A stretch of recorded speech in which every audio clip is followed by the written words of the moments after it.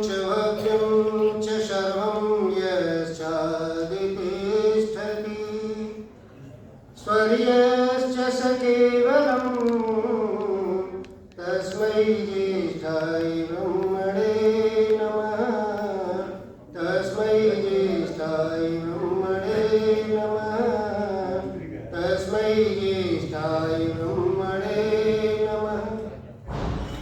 तीनों कालों का जिसे पूरा यथावत जान है, सृष्टि सारी में प्रतिष्ठित बस वही भगवान है स्वयं सुख रूप केवल मुक्तिदाता नाम है।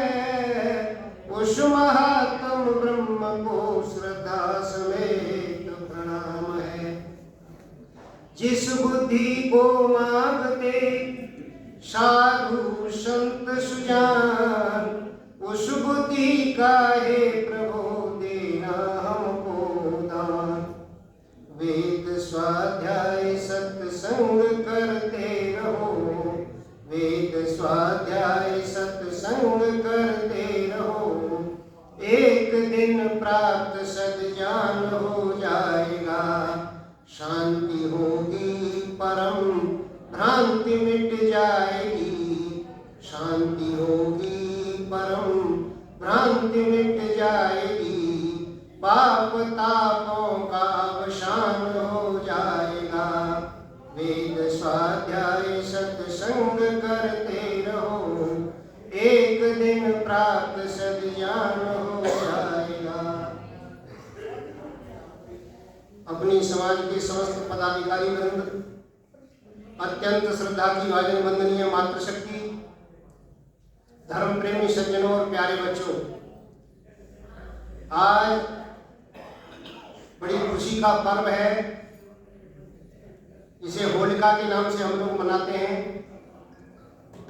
शब्द कल्प ध्रुम एक पुस्तक है, उसमें इसका एक विवरण मिलता है कि अर्ध पक्वम समीधान्यम होलिका, जो आधा पका हुआ अनाज होता है उसको होला की संज्ञा दी गई है और उसी से बिगड़ करके ये होली बना है।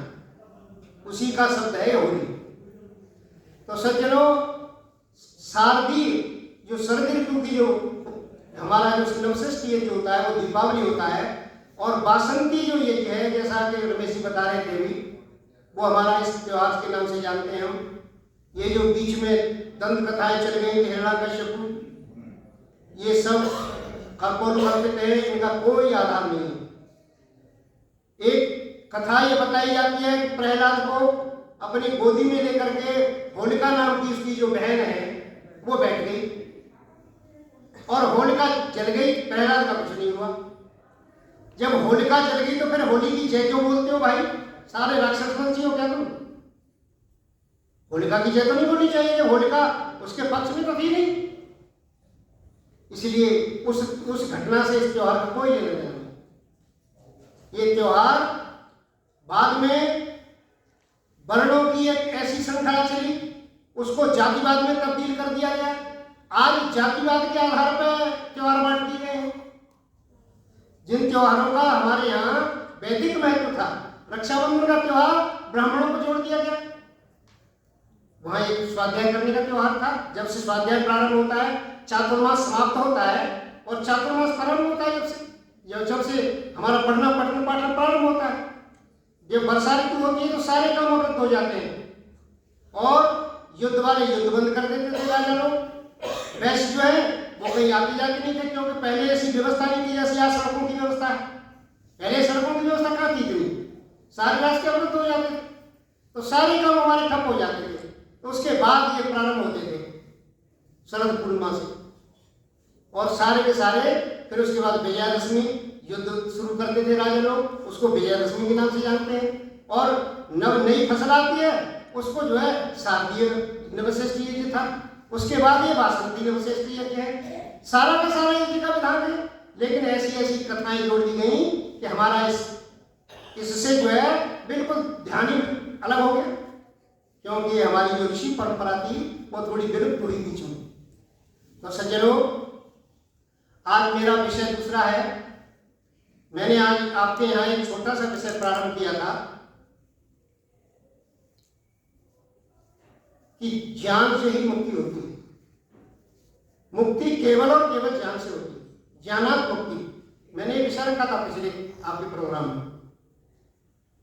और सज्जनों, बंधो विपर्या, यदि विपरीत ज्ञान होगा हमारा, यदि सृष्टि प्रक्रम परमात्मा के ब्रह्म विद्या से अलग जो ज्ञान होगा वो विपरीत ज्ञान होगा, उससे बंधन होगा। इसलिए सांख्य दर्शन ये कहता है कि दृष्ट बदानुसर्वक यह विशुद्ध से युक्त। संसार में जितने भी दृष्ट उपाय हैं, चाहे वो यज्ञ है, चाहे वो हमारी संज्ञा है, जितने भी हमारे दृष्ट उपाय हैं जो दिखाई देते हैं हमें, ये सारे के सारे दृष्ट उपायों से जन्म मरण का चक्र छूटने वाला नहीं। दर्शन ही कहता है इसे जन्म मरण का चक्र तो चलता रहेगा, क्योंकि इनके फल अलग है और ब्रह्म विद्या का फल अलग है। इसलिए केवल और केवल ज्ञान से मुक्ति होती है। मैंने एक सूत्र उस दिन ये बताया था कि परमात्मा हमारा आंकलन कैसे करता है।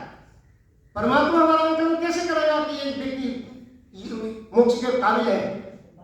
उसका सीधा से सीधा जो है वो हमारे ज्ञान को देखता है। जैसे हमारे अध्यापक लोग जब हम एग्जाम देके आते हैं तो कॉपी जांचने में कोई भी अध्यापक ये नहीं देखता कि ये बच्चा 10 घंटे पढ़ा है कि 3 घंटे पढ़ा है।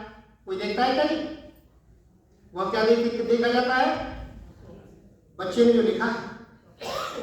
आपने कितने सत्संग अटेंड किए, कोई इसका मतलब नहीं है। आपने कितनी संध्याएं की, आपने कितना योग पढ़ा, आपने कितना योग का पालन किया, इसका कोई लेना देना नहीं।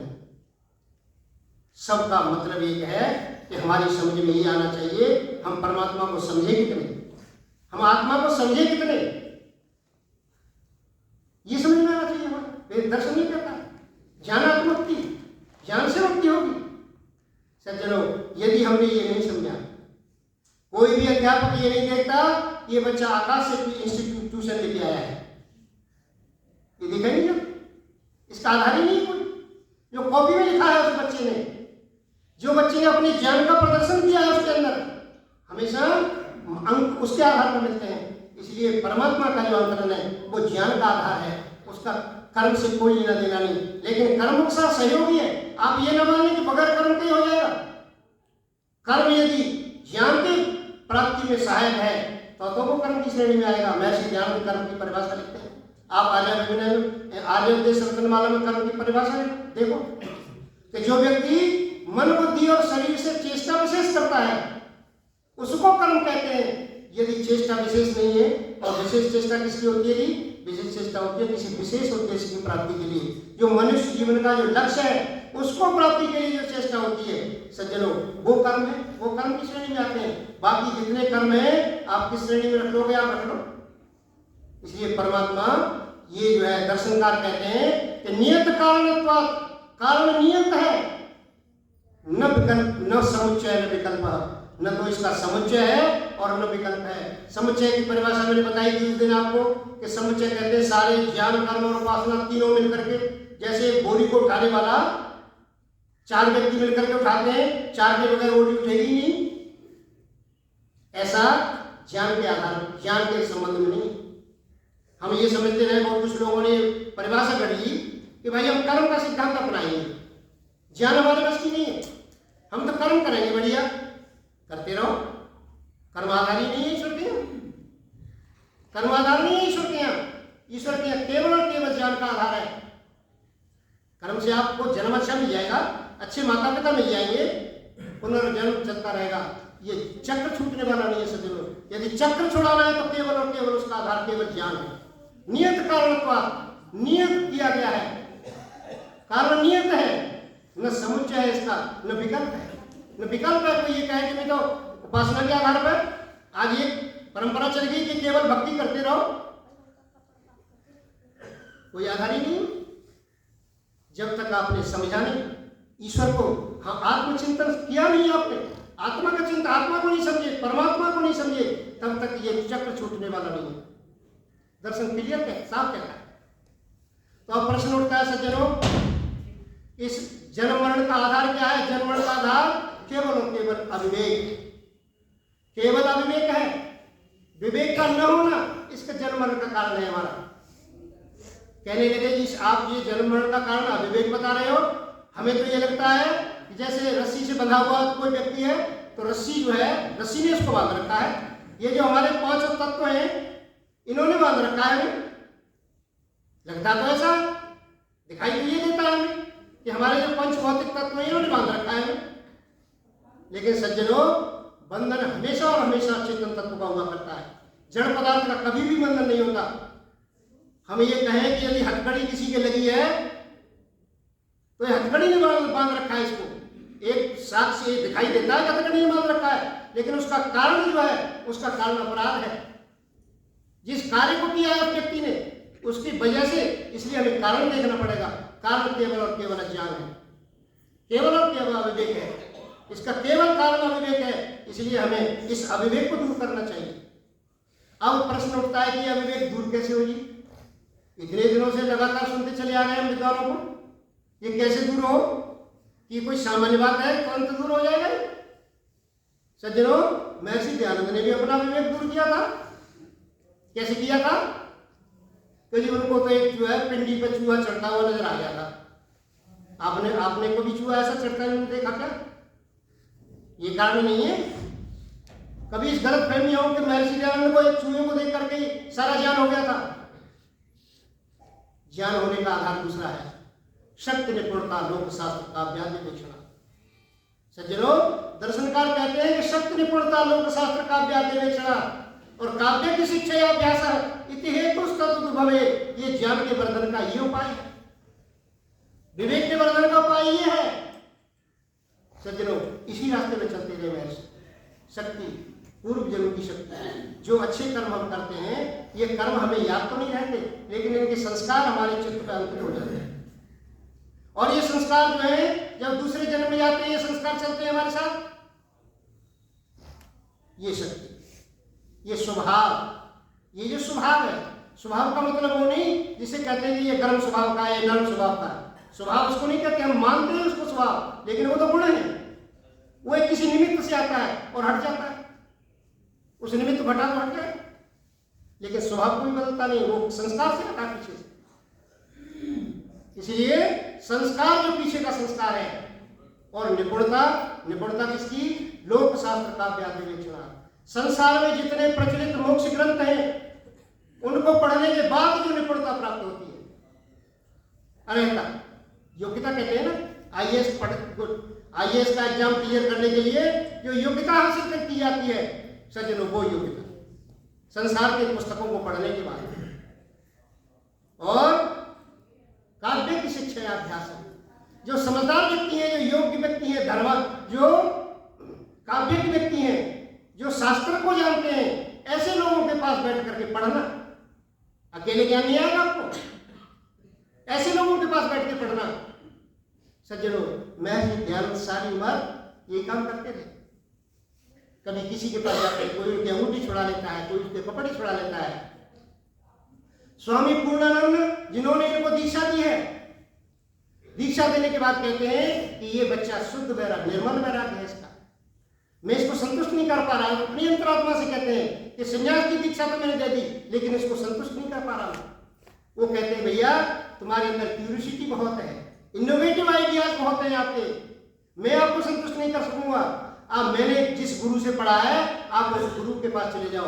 मथुरा में ब्रजानंद के नाम के एक गुरु रहते हैं, उनके पास जाओ। सज्जनों, उनके पास गए, तमाम शास्त्रों को 3 साल के अंदर पढ़ लिया। जितना कुंजी थी, वेदों की जितनी कुंजी है सारी की सारी कुंजी आपके साथ कर ली महर्षि ने 3 साल के अंदर, जो आज का विद्यार्थी 10 साल में भी नहीं कर पाता। 3 साल करने के बाद फिर जो है कभी शैव मत का खंडन करते हैं, कभी वैष्णव मत का खंडन करते हैं, फिर भी पूरा ज्ञान नहीं। आप ये मत समझना कि उनके एकदम से अचानक ज्ञान हो गया हमको। सज्जनों, ये ज्ञान होता कैसे? शास्त्रों ने एक सूत्र दिया हुआ है इसका, कैसे ज्ञान हो हमें ये। सज्जनों, इसका सूत्र है तत्वाभ्यासात् नेति नेति त्यागात् विवेक सिद्धि। एक ऋषि कपिल बताते हैं ये विवेक की सिद्धि होगी कैसे हमें? हम हमारे अंदर गड़बड़ी कहाँ आ रही है? हम सारे के सारे खूब सुन रहे हैं ध्यान से, 40-40 वर्ष हो गए और सुनने के बाद बाहर जाके कहते हैं कि हम तो सबको मानते हैं। ये कहते हैं आज समाज के लोग कहते हैं, बाहर निकल के कहते हैं कि हम तो सबको मानते हैं। इसका मतलब वो जानते कुछ नहीं, इसका मतलब वो जानता नहीं है जो ऐसा कहता है। सज्जनों, धर्म 50 नहीं हुआ करते, धर्म तो एक होता है। तत्व अभ्यास, तत्व का अभ्यास करने से, ये तत्व क्या है कि लोगों ने समझ लिया कि तत्व तो ईश्वर है, इसको अभ्यास करते रहो, राम राम राम राम रटते रहो।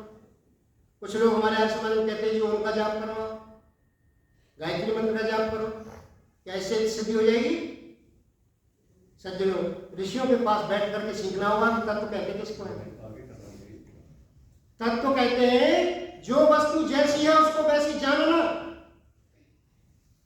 वैसी ज्ञान सारे उन्होंने उसको किया है उन्होंने, और जान करके अपने आचरण में लाना और जान करके फिर दूसरों को बताना। सज्जनों, ये तत्व का अभ्यास है जिसको महर्षि ने सारी मर किया है। लेकिन हम तत्व का अभ्यास नहीं कर रहे। हम तत्व को दर्शनों में और शास्त्रों में बहुत बातें बताई गई हैं, तत्व के अभ्यास के लिए बहुत बातें बताई गई हैं। अन्यत्याहुर अविद्या, अन्यत्याहुर विद्या। कुछ लोग कहते हैं कि अविद्या से संसार पार हो जाएगा, इसका फल अलग है। और अन्यत्याहुर विद्या, विद्या का फल अलग है। हम अविद्या का फल अलग समझिए और विद्या का, अविद्या क्या है? अविद्या यहाँ अज्ञान नहीं है, अज्ञान शब्द नहीं है यहाँ पे। अविद्या से मतलब कर्म है, क्योंकि यजुर्वेद की शिक्षा है और यजुर्वेद जो है कर्म प्रधान है। आचार्य शंकर, महर्षि दयानंद सारे के सारे इस अविद्या को कर्म पर खर्च करते हैं। कहते हैं कि जो कर्म का फल अलग है और ज्ञान का फल अलग है। हम एक करते रहे इसको, हम एक मिलाते रहे इस ज्ञान को। हमारा देश आध्यात्म पर टिका हुआ देश है। और सज्जनों, सारा का सारा फल हम धन प्राप्ति के लिए भी ज्योतिषी के पास जाते हैं कि महाराज बताओ हमारे बड़े समय खराब चल रहा है, पैसे की आमदनी नहीं हो रही, क्यों जी ज्योतिषी बता देगा धन का कैसे कैसे आता है धन। वो बताता है, वो विधि बताता है। पीपल के पास दीपक जलाओ। सज्जनों, हम ये समझ नहीं पाए, इस तत्व के अभ्यास को नहीं समझ पाए। अन्यताहुर अविद्या। कुछ लोग कहते हैं इत्ति सुश्रुम धीराणाम। ये हमने किससे सुना है? धीरों से सुना है हमने। धीर किसे कहते हैं? जो ऋषि लोग हैं, जो विद्वान लोग हैं, जो समझदार लोग हैं, जो समाज के अगुआ हैं। इति सुश्रुम धीराणाम न तत्चक्षरे। उन लोगों ने हमारे लिए व्याख्यान किया है कि कर्म का फल अलग है और ज्ञान का फल अलग है। हम ज्ञान के फल को कर्म के फल में जोड़ते रहे और कर्म के फल को ज्ञान में जोड़ते रहे। कैसे पता चलेगा इसको कि हम अपने कर्म को कैसे जोड़ रहे हैं, हम अपने ज्ञान को कर्म में जोड़ रहे हैं? ये लौकिक कुछ उदाहरण आपको दें तब आपकी समझ में बैठेगी कि ऐसा कैसे होता रहा। सज्जनों, एक आदमी की पत्नी खो गई अचानक मेले में, एक उदाहरण दे रहा हूं लौकिक, और ढूंढ वो हार गया और रोने लगा अकेले में। रोते रोते रामचंद्र जी के मंदिर में आया था और मेरी पत्नी दिला दो भगवान बार बार बिल खाया था। पत्नी का दुख देख न पाए पास खड़े एक सन्यासी, और अंतर में उपजी करुणा और होठों पे आ गई हंसी। बोले तुम बिल्कुल भूले हो, निज पत्नी को बुलाए हो, वो नहीं मिलेगी यहाँ तुम्हें, तुम गलत जगह पर आए हो। निज पत्नी से मिलना चाहो तो तनिक न मन को भरमाओ, श्री रामचंद्र को छोड़ सामने हनुमान मंदिर जाओ।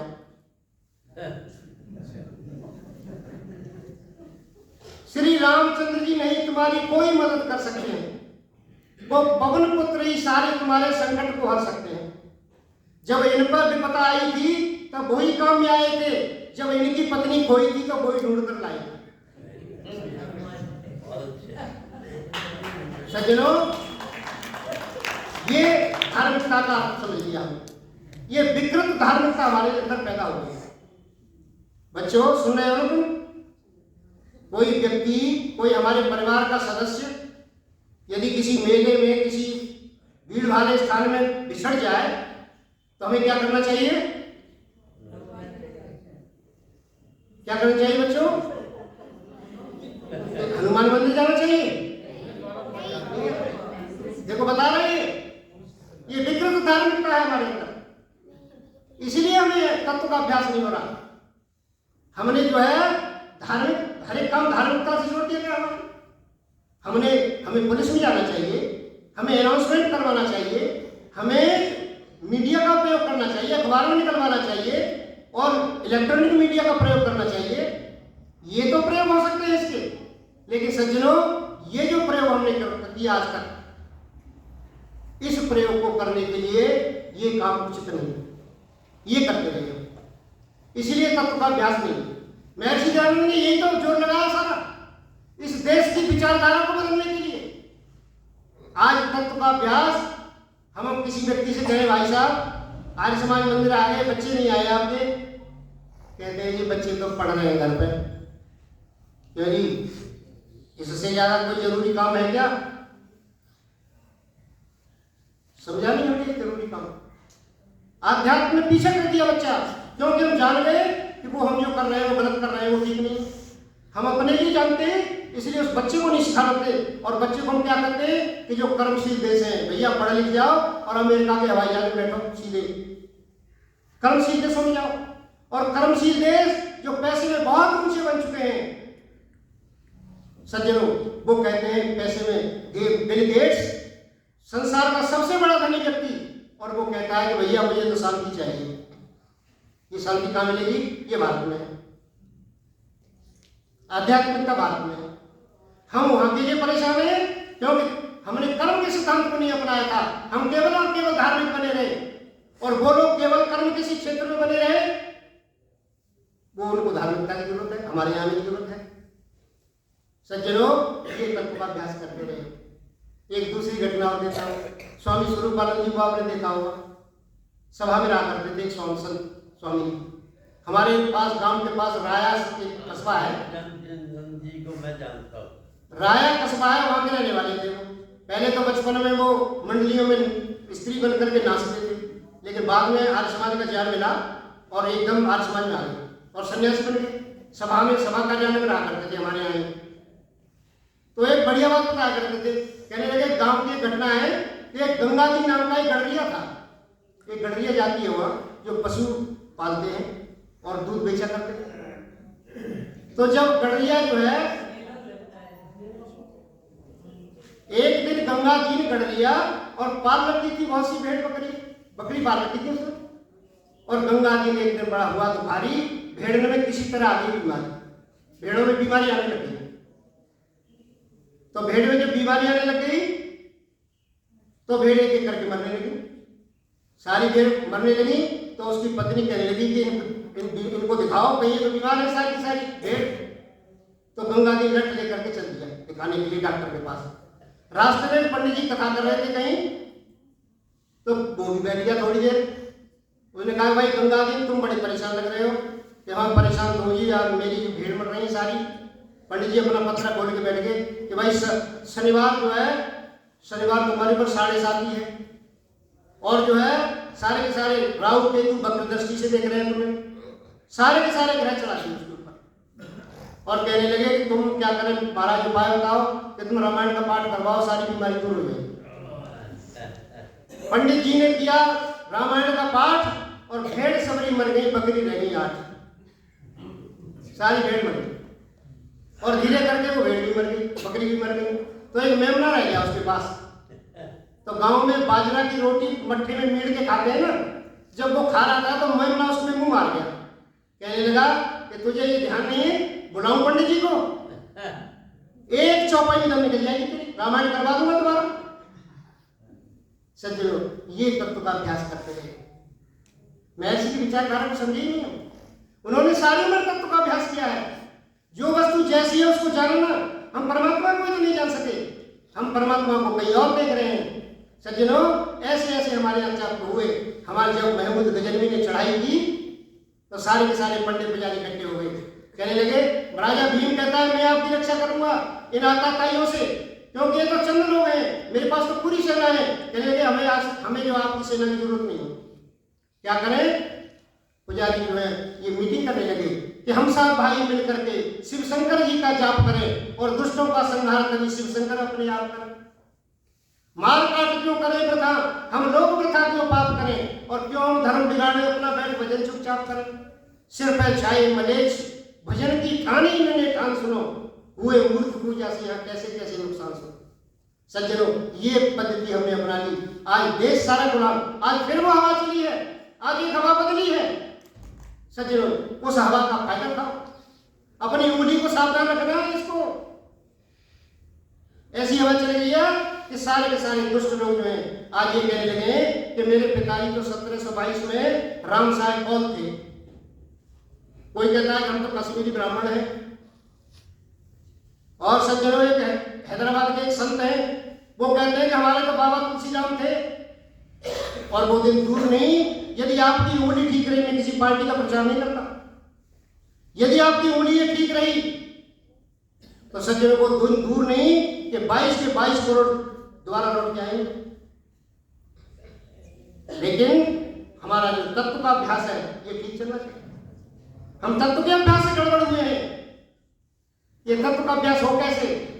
सज्जनों, नेति नेति त्यागार, जो चीज नहीं है छोड़ दिया उसको। महर्षि दयानंद ने घटना देखी अपने गांव में और छोड़ दी, आगे चल दिए। आगे चल के फिर देखते हैं, एक बाबा जी ने अंगूठी करवा ली, छोड़ दिया उसको। ये भी शिव परमात्मा मालूम नहीं पड़ता। लगातार खोज चलती है, नेति नेति। आगे चल के वो महर्षि लगातार छोड़ते चले जाते हैं। कभी वैष्णव मत छोड़ रहे हैं, शंकर मतवाली बन गए थे, शंकर के मतवाली बन गए थे महर्षि दयानंद। गुरु पूर्णानंद शंकर मतवाली थे जिसने उनको दीक्षा दी है, लेकिन वो भी छोड़ दिया उन्होंने। लगातार छोड़ते चले जा रहे हैं। और हम क्या करते हैं जी? हम अपने घरों की सफाई करेंगे, दिवाली का सारा कूड़ा निकालेंगे घर से और उसको धोएंगे, मांजेंगे, पोछेंगे और फिर माफी भी रखेंगे। क्यों जी? हम नेति नेति नहीं कर रहे, हम उसका पीछा नहीं छोड़ रहे। लगातार राग बढ़ रहा है। इस राग से पीछा छुड़ा सके लोग। हमारे हिंदू जाति में बड़ा गड़बड़ रहा है। हिंदू जाति अपनी जाति से, हिंदू जाति देख जानकर खाली हुआ खजाना, और अब अगर आंख ना खोली तो लुट जाए सब खजाना। इसलिए हिंदू जाति को सावधान रहना है। ये जो नेति नेति, इस नेति नेति से जो चीज नहीं है, हमें देखता है, हम शरीर में देखें, मन को देखते हैं, ऐसा लगता है जैसे जीवात्मा यही हो, लेकिन पता चलता है मन जीवात्मा नहीं। बुद्धि भी जीवात्मा नहीं है। तमाम तरह के शरीरों को परख करके हम आत्म तत्व तक पहुंचते हैं। उसके बाद परमात्मा तत्व तक पहुंचते हैं जो अंदर बैठा हुआ है इसके अंदर। एक सज्जन कहने लगे, कभी कभी कक्षा 1 का विद्यार्थी एमए की क्लास में आकर के बैठ जाता है। एमए क्लास में बैठ जाइए, हमारी क्लास एमए की क्लास है, मेंबर ऑफ आर्य समाज मतलब एमए की क्लास है। कभी कभी कक्षा 1 का विद्यार्थी बैठ जाता है इसमें आकर, और वो क्या कहते हैं, मैंने एक जगह बड़ी वैज्ञानिक ईश्वर की परिभाषा की कि अणुराणीयान और मैं तो महियान, परमात्मा सूक्ष्म है और बड़े से बड़ा है। बहुत लंबी चौड़ी व्याख्या की मैंने। और वो कहने लगे कि आप ये बताओ, आप जो जिस तरह से भगवान को मान रहे हो, ये जो राम मंदिर बन रहा है ये गलत बन रहा है? ये गलत बन रहा है राम मंदिर। सारा तंत्र सरकार का लगा हुआ है, विदेश के लोग भी लगे हुए हैं, सारे देश से पैसा इकट्ठा होकर जा रहा है। ये गलत लगा, ये गलत हो रहा है। मैंने कहा ये तो ठीक हो रहा है, लेकिन तुम गलत हो। इस मंदिर को तुम गलत समझ रहे हो। मंदिर गलत नहीं है। मंदिर तो ये संगठन के प्रतीक थे, मंदिर पूजा स्थल नहीं थे। मंदिर तो संगठन के प्रतीक थे। संगत से तुम संबंधितों की भावना दूसरे मतावलंबियों ने सीख ली। आज 56 देश एक मत के बन चुके हैं, 102 देश एक मत के बन चुके हैं महर्षि दयानंद की इस वेद की शिक्षा को सीख करके। लेकिन तुम लगातार बढ़ते चले जा रहे हो, लगातार बढ़ते चले जा रहे हो, अपने भाई को फटकारते हो।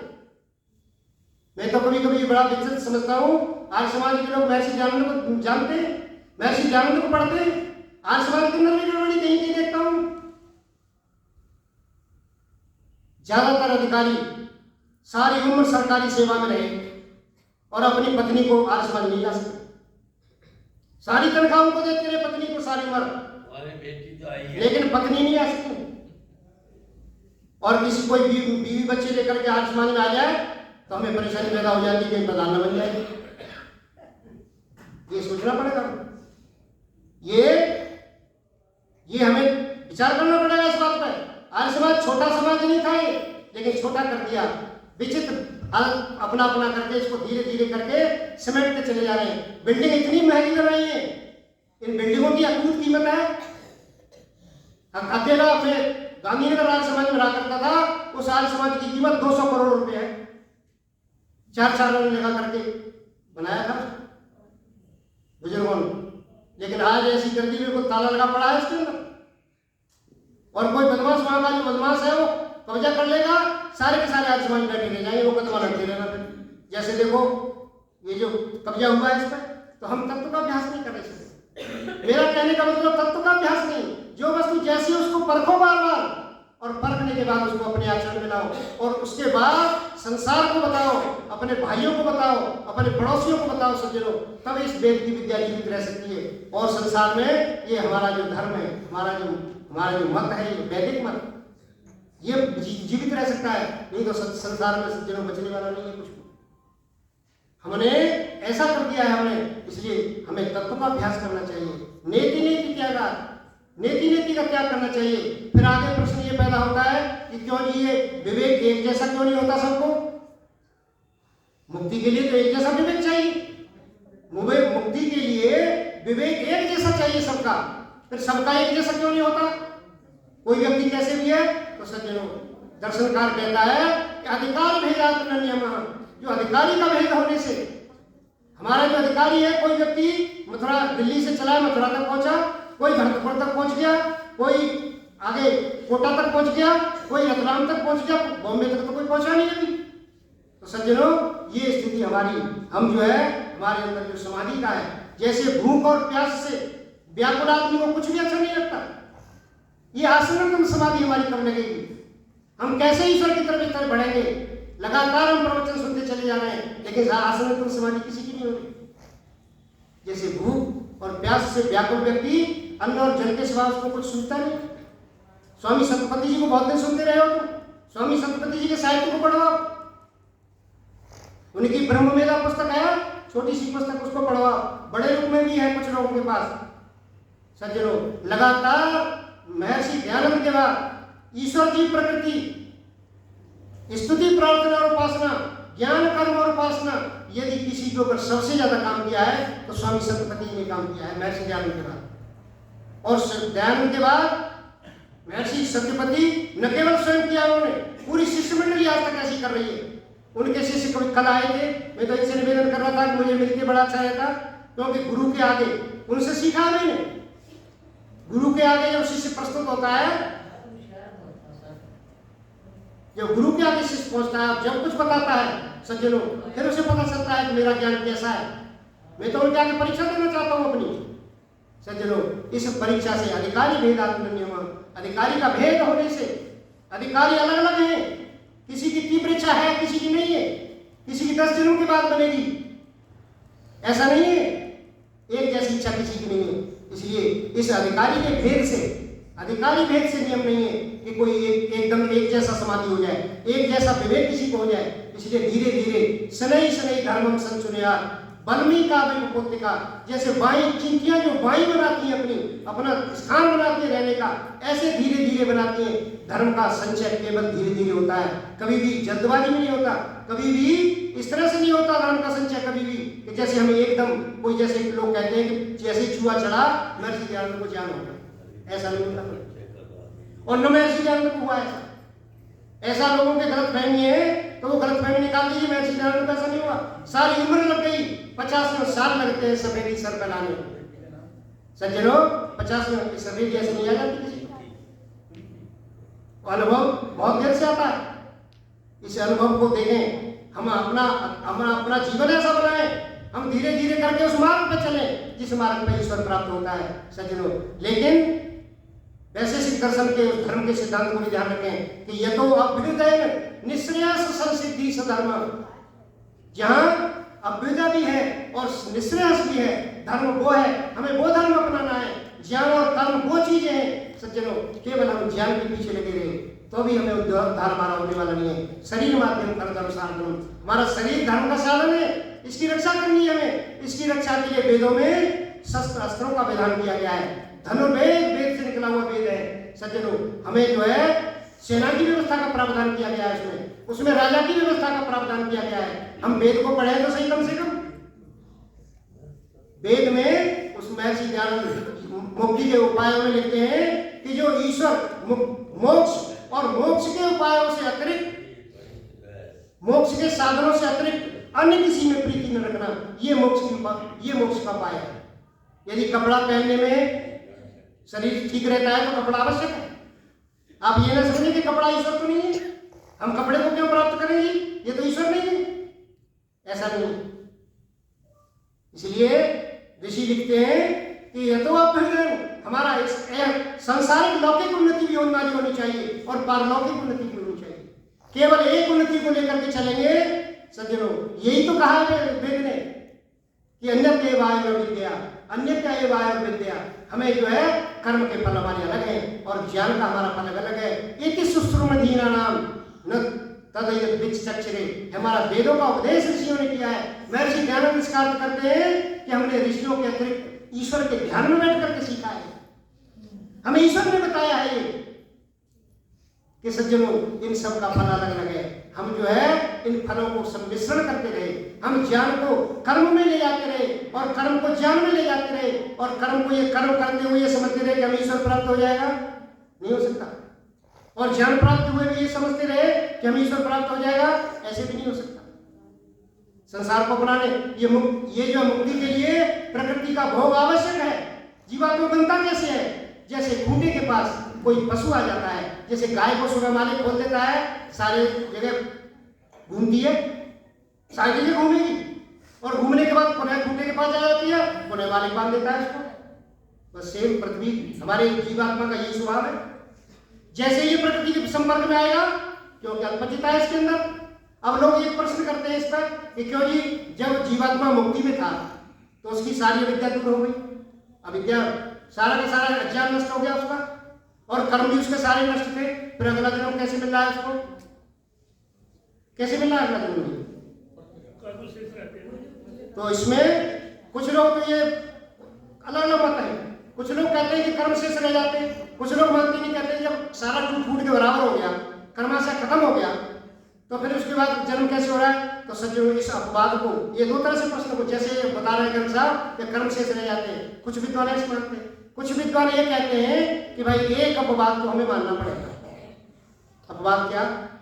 एक विसंगति माननी पड़ेगी कि जब जो है हम ये मानते हैं, सभी जानते हैं कि माता पिता से ही संतान पैदा होती है ना, लेकिन जब सृष्टि के आदि काल में हमें क्यों सृष्टि मानते हैं ना, इसलिए ये अपवाद भी हमें मानना पड़ेगा कि परमात्मा तीन तरह की योनियां गिनाई गई हैं उसके अंदर, एक उपभोग योनि, एक कर्म योनि, एक उभय योनि। उपभोग योनि उसे कहते हैं कि जो केवल फलों का भोग भोगने के लिए आया हुआ है, कर्माशय को कम करने के लिए आया हुआ है। वो जितने भी मनुष्य तरह योनियां हैं सारी उपभोग योनि में आती हैं।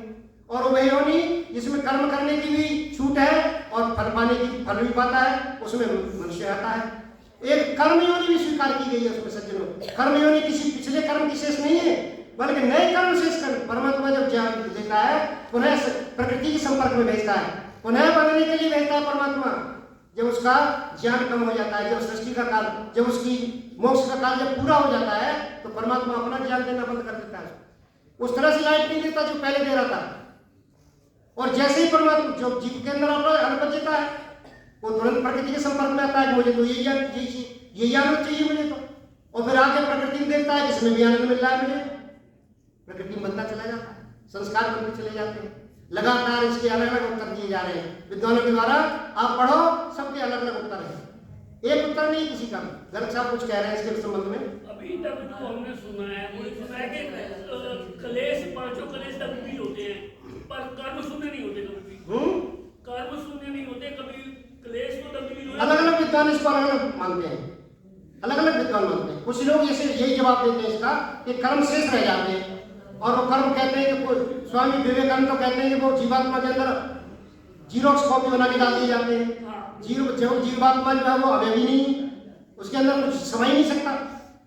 जीवात्मा जैसे पृथ्वी स्थूल है, जल सूक्ष्म है, उससे अग्नि उससे भी सूक्ष्म है, वायु उससे भी सूक्ष्म है, और वायु से भी सूक्ष्म जो है आकाश है, और इन पांचों तत्वों से भी सूक्ष्म जीवात्मा है, और जीवात्मा से भी सूक्ष्म परमात्मा है जो इसके अंदर भी घुसा हुआ है, लेकिन पृथक भाव से है।